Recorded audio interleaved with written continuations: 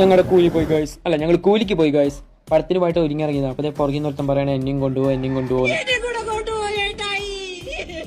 കൊണ്ടുപോകാന്ന് പറഞ്ഞ ചെക്കനെ പറ്റി ഞങ്ങൾ നൈസായിട്ട് സ്കൂട്ടായി. സ്വന്തമായിട്ട് ഒരു യൂണിവേഴ്സിനെ കൊണ്ട് നടക്കുന്ന നമ്മുടെ ലോകേഷിന് ഇപ്രാവശ്യം കിട്ടിയ തലവരായിരുന്നു. അങ്ങനെ നമ്മുടെ ഉലകനായകനും തളപതിനൊക്കെ കഴിഞ്ഞ് തലവലേക്ക് എത്തിക്കണ ലോകേഷിന്റെ അടുത്ത പണൽ എന്താന്ന് അറിയാൻ വേണ്ടി ഞങ്ങൾ കരുതുന്ന പഴയൊരു സിംഹത്തിന് മടയിലായിരുന്നു കേട്ടോ. നമ്മുടെ ജോസ് തിയേറ്ററിൽ ഈ ജനറേഷനിലെ പിള്ളേരുടെ കട്ടയ്ക്ക് മുട്ടി നിൽക്കാൻ വേണ്ടി മോഡിഫൈ ഒക്കെ അടിച്ച് പുത്തനായിട്ട് രാഗം തിയേറ്റർ പോലെ അണിഞ്ഞൊരുങ്ങി തൃശ്ശൂർ മണ്ണിൽ തന്നെ നിൽക്കട്ടെ. പുള്ളിയുടേതായ ഐക്കോണിക് ടൈറ്റിൽ കാർഡും ലോഗി പുള്ളിക്ക് കൊടുത്ത ടൈറ്റിൽ കാർഡും അങ്ങനെ എഴുതി കാണിച്ച് പടം അങ്ങ് തുടങ്ങിയിട്ട് ഫസ്റ്റ് ഹാഫ് കഴിഞ്ഞപ്പോൾ ഞങ്ങൾ ഇറങ്ങി ഓടിയാലും എന്തായാലും കൂലിക്കാശും പോയി, കൂലിക്ക് കൊടുത്ത കാശും പോയി. എന്തെങ്കിലും ആവട്ടെ, പടം ഇരുന്ന് മുഴുവൻ കാണാൻ വെച്ച് ഞങ്ങൾ വീണ്ടും കയറിയിട്ട് അങ്ങനെ പടം കഴിഞ്ഞ് പുറത്തേക്ക് ഇറങ്ങിട്ടാ. ലോകേഷ് നമ്മളിത് ഒരിക്കലും പ്രതീക്ഷിച്ചില്ലായിരുന്നു. ലോകി എന്നടാ പണിയെടുക്ക്. പേഴ്സണലി പറയണേ പടം എനിക്ക് തീരെ ഇഷ്ടമായില്ല കേട്ടോ.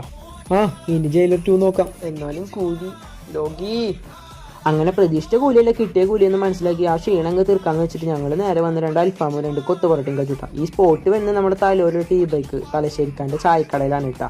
Okay guys, by.